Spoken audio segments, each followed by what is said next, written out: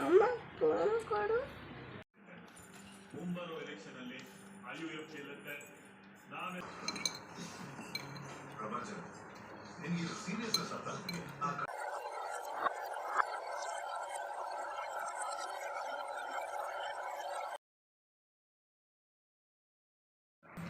Hi hello ಎಲ್ರಿಗೂ ನಮಸ್ಕಾರ.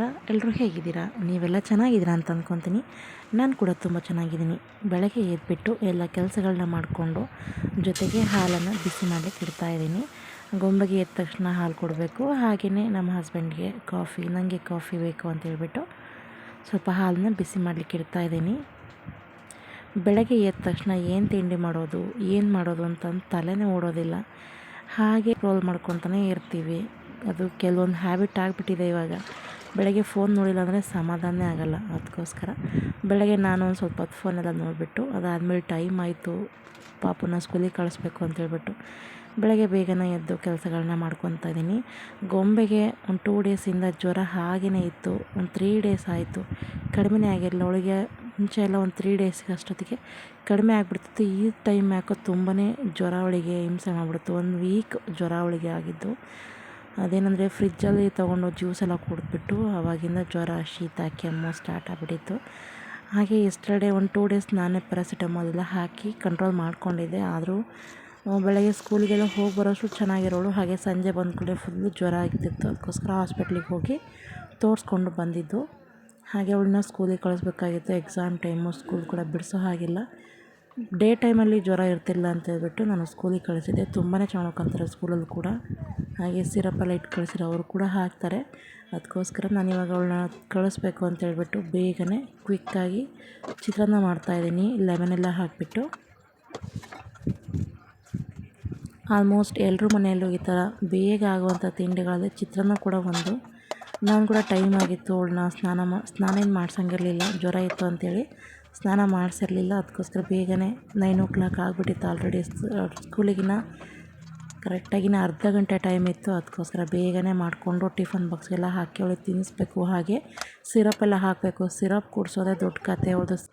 ಬೆಳಗ್ಗೆ 1-2 ಔಷಧಿ ಹಾಕಿ ಹಾಗೆ ಬ್ಯಾಗಿಗೆ ಕೂಡ ಇಟ್ಟು ಕಳಿಸ್ತೀನಿ. ಮಧ್ಯಾಹ್ನ ಏನಾದರೂ ಜ್ವರ ಬಂತು ಅಂದರೆ ಹಾಕಿ ಅಂತ ಹೇಳ್ಬಿಟ್ಟು ಅವ್ರ ಮ್ಯಾಮಿಗೆ ಫೋನ್ ಮಾಡಿ ಹೇಳ್ತೀನಿ. ಹಾಗೆ ಜ್ವರನೂ ಜಾಸ್ತಿ ಆದರೆ ಫೋನ್ ಮಾಡಿ ಕರ್ಕೊಂಡು ಹೋಗ್ತೀನಿ ಅಂತ ಕೂಡ ಹೇಳಿದ್ದೆ. ನಾನು 1-2 ಟೈಮ್ಸ್ ಹೇಳಿದ್ದೀನಿ.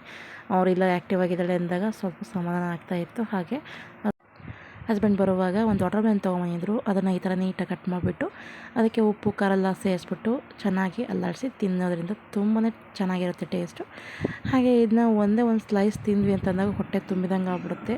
ಈ ಥರ ಉಪ್ಪು ಖಾರ ಹಾಕ್ಕೊಂಡು ತಿನ್ನೋದ್ರಿಂದ ತುಂಬಾ ಟೇಸ್ಟ್ ಬರುತ್ತೆ. ಇದಕ್ಕೆ ಬೇಕಿದ್ರೆ ಚಾಟ್ ಮಸಾಲ ಬರ್ತಲ್ಲ, ಅದನ್ನು ಕೂಡ ಹಾಕೋಬೋದು. ತುಂಬ ಟೇಸ್ಟ್ ಕೊಡುತ್ತೆ ಇದು.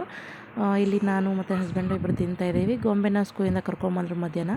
ಅವಳಿಗೆ ಇವಾಗ ಎಕ್ಸಾಮ್ ಟೈಮು, ರಿವಿಷನ್ ಕೊಡ್ತಾನೆ ಇರ್ತಾರೆ, ಡೈಲಿ ರಿವಿಷನ್ನು. ನಾನು ಕೂಡ ಮನೆಯಲ್ಲಿ 1-2 ಸರಿ ಹಾಕಿಬಿಟ್ಟು ರಿವಿಷನ್ ಮಾಡಿಸ್ತೀನಿ. ಈ ಒಂದು ವಯಸ್ಸಿಗೆ ಇಷ್ಟೆಲ್ಲ ಬೇಕಿತ್ತ ಅಂತ ಅನಿಸುತ್ತೆ. ಬಟ್ ಇವಾಗಿನ ಒಂದು ಜನ್ರೇಷನ್ನಿಗೆ ಇನ್ನೂ ಬೇಕು, ಮಕ್ಕಳಿಗೆ ಇನ್ನೂ ಕಲಿಸ್ಬೇಕು, ಇನ್ನೂ ಹೇಳಬೇಕು ಅನ್ನೋದೊಂದು ನನ್ನೊಂದು ಒಪಿನಿಯನ್ನು. ಇವಾಗಿನ ಜನ್ರೇಷನ್ ಮಕ್ಕಳು ಯಾವ ರೀತಿ ಅಪ್ಡೇಟ್ ಇರ್ತಾರೆ ಅಂತಂದರೆ, ನಾವೇನಾದ್ರು ಒಂಚೂರು ತಪ್ಪು ಮಾಡಿದ್ವಿ ಅಂದರೆ ಇದು ಹಾಗಲ್ಲ ಹೀಗೆ ಅಂತೇಳಿ ನಮಗೇ ಹೇಳ್ಕೊಡ್ತಾರೆ. ಅಷ್ಟು ಅಪ್ಡೇಟ್ ವರ್ಷನ್ ಇವಾಗಂತೂ. ನನ್ನ ಮಗಳೇ, ನಾನು ಏನಾದರೂ ಬರೆಯುವಾಗ ಒಂದು ಸ್ವಲ್ಪ ಏನಾದ್ರು ಹೆಚ್ಚು ಕಡಿಮೆ ಬರೋದು, ಮಮ್ಮಿ ಅದು ಈ ಥರ ಅಲ್ಲ ಈ ಥರ ಅಂತೇಳಿ ಅವ್ರ ಮ್ಯಾಮ್ ಯಾವ ಥರ ಹೇಳ್ಕೊಟ್ಟಿರ್ತಲ್ಲ ಅದೇ ಥರನೇ ಬರೆಯೋದು, ಅದೇ ಥರನೇ ಹೇಳೋದು. ಅವಳ ಕೈಗೆ ಒಂದು ಲಿಪ್ ಬಾಮ್ ಸಿಕ್ಕಿತ್ತು. ಅದನ್ನ ನೀಟಾಗಿ ನನ್ನ ಲಿಪ್ಪಿಗೆ ಹಚ್ಚಿ ನೋಡ್ತಾ ಇದ್ದಾಳೆ. ಮಮ್ಮಿ ನೋಡಿ ಎಷ್ಟು ಚೆನ್ನಾಗಿ ಹಚ್ಚಿದ್ದೀನಿ ನಾನು ಅಂತೇಳಿ ತೋರಿಸ್ತಾ ಇದ್ದಾಳೆ. ಮಕ್ಕಳು ನಾವು ಯಾವ ಥರ ಇಮಿಟೇಟ್ ಮಾಡ್ತೀವಲ್ಲ ಅದೇ ಥರನೇ ನಮ್ಮನ್ನು ನೋಡಿ ಇಮಿಟೇಟ್ ಮಾಡ್ತಾರೆ. ಅವಳಿಗೆ ಹುಷಾರಿಲ್ಲ ಅಂದ್ರೂ ಕೂಡ ನನಗೆ ಲಿಪ್ಸ್ಟಿಕ್ ಎಲ್ಲ ಹಚ್ಬಿಟ್ಟು ತೋರಿಸ್ತಿದ್ಲು. ಜ್ವರ ಸ್ವಲ್ಪ ಕಡಿಮೆನೇ ಆಗ್ತಿರಲಿಲ್ಲ, ಹಾಗೆ ಹೊಟ್ಟೆ ನೋವು ಅಂತ ಹೇಳ್ತಾಯಿದ್ಲು. ಮತ್ತು ನಾವು ಬಂದ್ವಿ ಹಾಸ್ಪಿಟಲಿಗೆ. ನಾವು ಯಾವಾಗಲೂ ತೋರಿಸೋದು ಇದೇ ಒಂದು ಹಾಸ್ಪಿಟಲ್, ಅರುಣ್ ಹೆಲ್ತ್ ಕೇರು. ಹಳೇದು ಹಾಸ್ಪಿಟಲ್ ಇತ್ತಲ್ಲ, ಅಲ್ಲೂ ತೋರಿಸ್ತಾ ಇದ್ದೆ. ಅಲ್ಲಿಂದ ಇಲ್ಲಿ ಅವರು ಹೊಸ ಹಾಸ್ಪಿಟಲ್ ಕಟ್ಟಿಸಿದ್ಮೇಲೆ ಇಲ್ಲಿ ಕೂಡ ತೋರಿಸ್ತೀನಿ. ತುಂಬಾ ಚೆನ್ನಾಗಿ ನೋಡ್ತಾರೆ ಡಾಕ್ಟ್ರು ಮಾತ್ರ. ಮುಂಚೆ ಎಲ್ಲ ಬೇರೆ ಕಡೆ ತೋರಿಸ್ತಾ ಇದ್ದೆ, ನನಗೆ ಅಷ್ಟೊಂದು ಇಷ್ಟ ಆಗ್ತಿರ್ಲಿಲ್ಲ. ಬಟ್ ಈ ಹಾಸ್ಪಿಟ್ಲಿಗೆ ಬಂದಾಗ ನನ್ನ ಮಗಳಿಗೆ ಬೇಗನೆ ಕ್ಯೂರ್ ಆಗುತ್ತೆ. ತುಂಬಾ ಚೆನ್ನಾಗಿ ನೋಡ್ತಾರೆ ಡಾಕ್ಟ್ರು ಕೂಡ. ಇದು ನೆಕ್ಸ್ಟ್ ಡೇ ಕಂಟಿನ್ಯೂಷನ್ ವ್ಲಾಗ್ ಆಗಿರುತ್ತೆ. ನನ್ನ ಮಗಳು ನೈಟೇ ಹೇಳ್ಬಿಟ್ಟಿದ್ದು ಚಪಾತಿ ಮಾಡಿ ಮಮ್ಮಿ ನಂಗೆ ನಾಳೆ ಅಂತೇಳಿ. ಅದಕ್ಕೋಸ್ಕರ ಇವತ್ತು ಚಪಾತಿ ಹಿಟ್ಟನ್ನ ಕಲಸಿಟ್ಟು ಸ್ವಲ್ಪ ಪಲ್ಯ ಏನಾರು ಮಾಡೋಣ ಅಂತೇಳ್ಬಿಟ್ಟು ಬೇಗನೆ ಕಲಸಿಡ್ತಾಯಿದ್ದೀನಿ. ನಂಗೆ ಇವಾಗೆಲ್ಲ ಏನಾಗ್ಬಿಟ್ಟಿದೆ ಅಂತಂದರೆ, ಟೈಮ್ ಇನ್ನು 1/2 hour ಐತೆ ಅಂದಾಗ ಮಾತ್ರ ನಾನು ಎದ್ದು ಬೇಗ ಕೆಲಸ ಮಾಡ್ಕೊತೀನಿ. ಎದ್ದಿರ್ತೀನಿ ಮುಂಚೆನೇ 6 ಗಂಟೆಗೆಲ್ಲ ಎದ್ದು ಕೂತಿರ್ತೀನಿ. ಬಟ್ ಫೋನ್ ಅನ್ನೋದು ಅಡಿಕ್ಷನ್ ಆಗ್ಬಿಟ್ಟಿತ್ತು ಇವಾಗ ನನಗೆ. ಫೋನ್ ನೋಡ್ಕೊಂಡು ಕೂತ್ಬಿಡ್ತೀನಿ. ಇದೇ ಒಂದು ಕಾರಣಕ್ಕೆ ನನಗೆ ಸ್ವಲ್ಪ ಟೈಮು ವ್ಯತ್ಯಯ ಗೊತ್ತೇ ಆಗ್ತಾಯಿಲ್ಲ. ಅಷ್ಟು ಟೈಮ್ ಫಾಸ್ಟಾಗಿ ಹೋಗ್ತಾ ಇದೆ ಅಂತ ಅನಿಸುತ್ತೆ. ಬಟ್ ನಾನು ಸ್ಲೋ ಆಗಿದ್ದೀನಿ ಅಂತ ಗೊತ್ತಾಗ್ತಿಲ್ಲ ನನಗೇ. ಇನ್ಮೇಲೆ ಇದನ್ನೆಲ್ಲ ಅವಾಯ್ಡ್ ಮಾಡಿಬಿಟ್ಟು ನನ್ನ ಒಂದು ರೂಟೀನ್ನ ನಾನು ಸ್ಟಾರ್ಟ್ ಮಾಡ್ಕೋಬೇಕು ಅಂತೇಳಿ ಅಂದ್ಕೊಂಡಿದ್ದೀನಿ. ಬಟ್ ಅದು ಯಾವಾಗ ಕಂಟಿನ್ಯೂ ಮಾಡ್ತೀನೋ, ಅದು ಯಾವಾಗ ಸ್ಟಾರ್ಟ್ ಮಾಡ್ತೀನೋ ನನಗೆ ಗೊತ್ತಿಲ್ಲ. ನನ್ನ ಮಗಳು ಹೆಂಗೆ ಅಂತಂದರೆ, ಅವಳು ಹೇಳಿ ತಿಂಡಿ ಮಾಡಿದ್ವಿ ಅಂತಂದರೆ ಬೆಳಗ್ಗೆ ತಿಂದು ಹೋಗ್ತಾರೆ. ಇಲ್ಲ ಅಂತಂದರೆ ಬೆಳಗ್ಗೆ ತಿನ್ನೋದೇ ಇಲ್ಲ, ನಂಗೆ ಹಾಲು ಕುಡ್ದು ಹೋಗ್ತೀನಿ ಅಂತ ಹೇಳ್ತಾಳೆ. ಈ ವಯಸ್ಸಿಗೆ ಇಷ್ಟಕ್ಕೊಂದು ಮೈಂಡ್ಸೆಟ್ಟು ಇದೆ ಅಂತಂದರೆ ನೆಕ್ಸ್ಟು ನನ್ನ ಫ್ಯೂಚರಲ್ಲಿ ನನ್ನ ಕತೆ ಹೆಂಗೆ ಅಂತೇಳಿ ನನಗೆ ಯೋಚನೆ. ಇದು ನನ್ನ ಮನೆ, ನನ್ನ ಕತೆ ಅಲ್ಲ, ಎಲ್ಲರ ಮನೆ ಕತೆ ಕೂಡ ಆಗಿರುತ್ತೆ. ಅವ್ರು ಹೇಳಿ ತಿಂಡಿ ಮಾಡಿದ್ವಿ ಅಂದರೆ ತಿಂದು ಹೋಗ್ತಾರೆ. ಇಲ್ಲ ಅಂತಂದರೆ ಹಾಗೇ ನಾವೆಲ್ಲ ನಮ್ಮಮ್ಮ ಏನು ತಿಂಡಿ ಮಾಡಿರ್ತಾರೋ ಅದನ್ನೇ ತಿಂದ್ಕೊಂಡು ಹೋಗ್ತಾಯಿದ್ವಿ. ಬಟ್ ಇವಾಗಿನ ಮಕ್ಳು ಹಂಗಲ್ಲ, ಅವ್ರು ಏನು ಹೇಳ್ತಾರೋ ಅದೇ ಮಾಡಬೇಕು. ಎಲ್ಲರ ಮನೆ ಕತೆ ಇದೇ ಆಗಿರುತ್ತೆ. ಇಲ್ಲಿ ನಾನು ಬೆಂಡೆಕಾಯಿ ಫ್ರೈ ಮಾಡ್ಕೊತಾನೆ ಪಾತ್ರೆ ವಾಶ್ ಮಾಡ್ತಾಯಿದ್ದೀನಿ. ನೈಟು ವಾಶ್ ಮಾಡೋಕ್ಕಾಗಿರಲಿಲ್ಲ, ಸ್ವಲ್ಪ ಸೊಂಟ ನೋವು ಬಂದುಬಿಟ್ಟಿತ್ತು. ಅದಕ್ಕೋಸ್ಕರ ನೈಟ್ ವಾಶ್ ಮಾಡಿರಲಿಲ್ಲ. ಅದಕ್ಕೆ ಇವಾಗ ಬೆಳಗ್ಗೆ ಬೇಗನೆ ಪಟ ಅಂತ ಹೇಳ್ಬಿಟ್ಟು ಹಿಟ್ಟೆಲ್ಲ ಕಲಸಿಟ್ಟೆ. ಹಾಗೆ ಬೆಂಡೆಕಾಯಿ ಕೂಡ ಫ್ರೈ ಮಾಡೋಕ್ಕೆ ಇಟ್ಟಿದ್ದೀನಿ. ಸ್ವಲ್ಪ ಕ್ವಿಕ್ಕಾಗಿ ಪಾತ್ರೆ ಎಲ್ಲ ತೊಳೆದ್ಬಿಟ್ಟು ಸಿಂಕೆಲ್ಲ ನೀಟಾಗಿ ವಾಶ್ ಮಾಡಿ ಪಾತ್ರೆ ಎಲ್ಲ ಇಟ್ಟಿದ್ದೀನಿ. ಇವಾಗ ಬೆಂಡೆಕಾಯಿ ಕೂಡ ಚೆನ್ನಾಗಿ ಫ್ರೈ ಆಗಿದೆ. ಬೆಂಡೆಕಾಯಿ ಬೇಗ ಲೋಳೆ ಬಿಟ್ಕೋಬೇಕು, ಚೆನ್ನಾಗಿ ಫ್ರೈ ಆಗಬೇಕು ಅಂತಂದರೆ ಅದಕ್ಕೊಂದು ಸ್ವಲ್ಪ ನಿಂಬೆ ಹುಳಿ ಬಿಟ್ಬಿಟ್ವಿ ಅಂತಂದರೆ ಅದು ಲೋಳೆ ಕೂಡ ಬೇಗ ಕಡಿಮೆ ಆಗುತ್ತೆ. ಇಲ್ಲಿ ನಾನು ಬೆಂಡೆಕಾಯಿ ಫ್ರೈ ಮಾಡಿದ್ದೀನಿ. ಇವಾಗ ಪಲ್ಯ ಮಾಡೋದಕ್ಕೆ ಈರುಳ್ಳಿ, ಮೆಣಸಿನ್ಕಾಯಿ, ಟೊಮೆಟೊ ಅದನ್ನ ನೀಟಾಗಿ ಸಣ್ಣಕ್ಕೆ ಕಟ್ ಮಾಡ್ಕೊತಾ ಇದ್ದೀನಿ.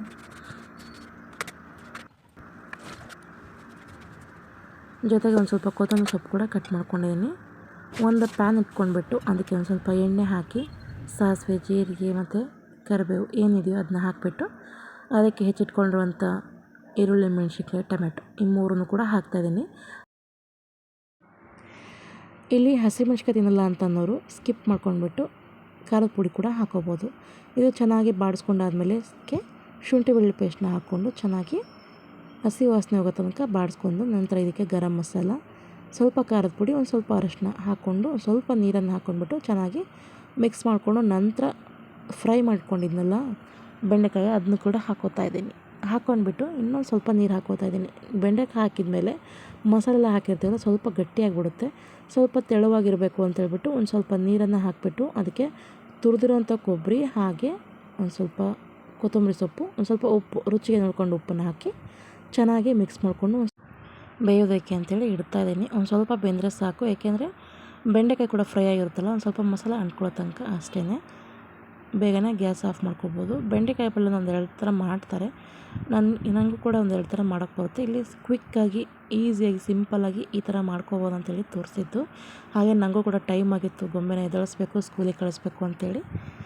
ಅದಕ್ಕೋಸ್ಕರ ಈ ಥರ ಒಂದು ಪಲ್ಯನ ರೆಡಿ ಮಾಡಿಕೊಂಡೆ. ಗೊಂಬೆಗೆ ಸ್ವಲ್ಪ ಮೈ ಬಿಸಿ ಇತ್ತು, ಅದಕ್ಕೋಸ್ಕರ ನಾನು ಎದ್ದೇಳಿಸಿರಲಿಲ್ಲ. ಇಲ್ಲ ಅಂತಂದರೆ ಇಷ್ಟೊತ್ತಿಗಾಗಲಿ ಎದ್ದು ಬಂದಿರೋಳು. ಎದ್ದು ಬಂದು ಏನು ಮಾಡ್ತಿದ್ದೀಯ ಮಮ್ಮಿ ಅಂತೆಲ್ಲ ಕೇಳಿಕೊಂಡು ಸ್ವಲ್ಪ ಫ್ರೆಶ್ ಆಗ್ತಾಯಿದ್ಲು. ಮೈ ಬಿಸಿತ್ತು ಅಂತೇಳಿ ನಾನು ಕೂಡ ಎದ್ದೇಳಿಸಿಲ್ಲ. ಲಂಚ್ ಬೇಗ ರೆಡಿ ಮಾಡಿಬಿಟ್ಟು ಎದ್ದೇಳ್ಸೋಣ ಅಂತೇಳಿ ಬೇಗ ರೆಡಿ ಮಾಡ್ಕೊತಾ ಇದ್ದೀನಿ. ಹಾಗೆ ಇಲ್ಲಿ ಊರಿಂದ ಎಳ್ನೀರು ಕೂಡ ತೊಗೊಂಬಂದಿದ್ರು. ಅವಳಿಗೆ ಹುಷಾರಿಲ್ಲ ಅಂತೇಳ್ಬಿಟ್ಟು ಡಾಕ್ಟ್ರು ಕೂಡ ಹೇಳಿದರು, ಎಳ್ನೀರು ಹಾಗೆ ನೀರು, ಜ್ಯೂಸು ಜಾಸ್ತಿ ಕುಡಿಸ್ರಿ, ಹಾಗೆ ಪ್ರಿಸರ್ವೇಟಿವ್ ಜ್ಯೂಸನ್ನ ಅವಾಯ್ಡ್ ಮಾಡಿ ಅಂತೇಳಿ, ಹಾಗೆ ಫ್ರಿಜ್ಜಲ್ಲಿರೋದು ಕೂಡ ಅವಾಯ್ಡ್ ಮಾಡಿ ಅಂತ ಹೇಳಿದರು.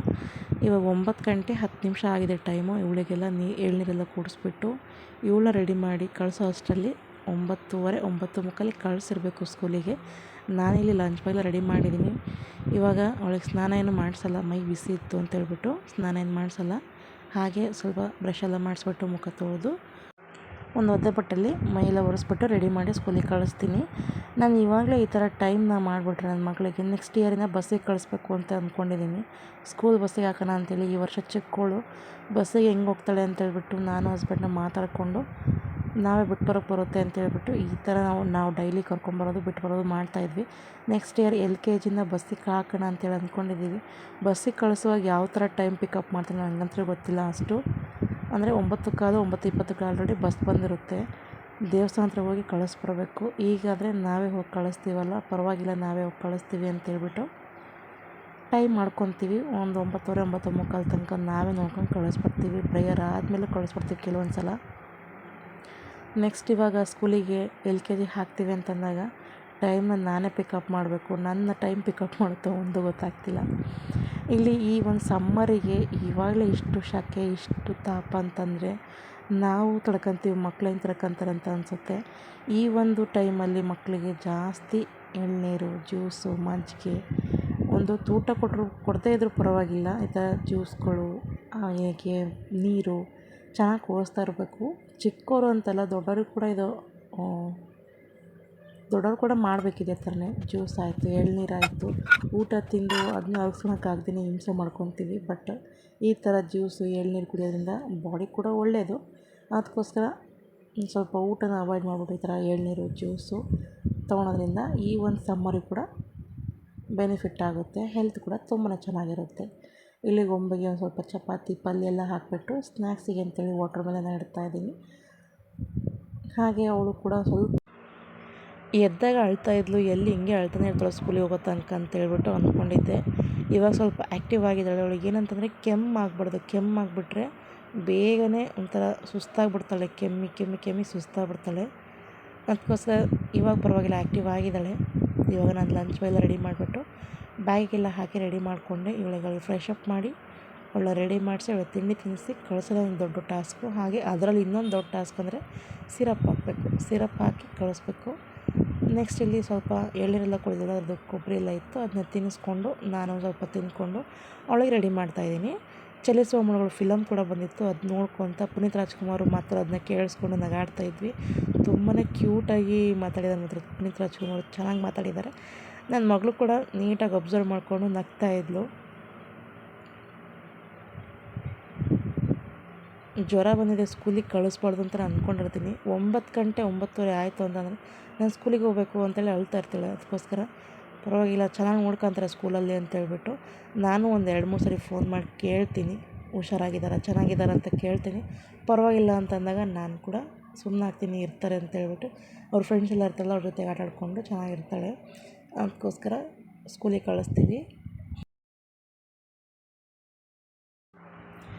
ಈ ನನ್ನ ವ್ಲಾಗ್ ನಿಮಗೆ ಇಷ್ಟ ಆಯಿತು ಅಂದರೆ ಪ್ಲೀಸ್ ಚಾನಲ್ನ ಸಬ್ಸ್ಕ್ರೈಬ್ ಮಾಡೋದನ್ನ ಮರಿಬೇಡಿ. ನಾನು ವ್ಲಾಗ್ನ ಮಾಡೋದ್ಬಿಟ್ಟು ಸುಮಾರು ಒಂದು 2 months ಏನೋ ಆಗಿಬಿಡ್ತು. ಯಾಕೋ ಗೊತ್ತಿಲ್ಲ, ವ್ಲಾಗ್ ಮಾಡೋದನ್ನ ಬಿಟ್ಬಿಟ್ಟಿದ್ದೆ. ಅದು ರೀಸನ್ ಕೂಡ ಹೇಳ್ತೀನಿ ಯಾಕೆ ಏನು ಅಂತೇಳ್ಬಿಟ್ಟು. ಇವಾಗ ವ್ಲಾಗ್ನ ಕಂಟಿನ್ಯೂ ಮಾಡ್ತಾಯಿದ್ದೀನಿ.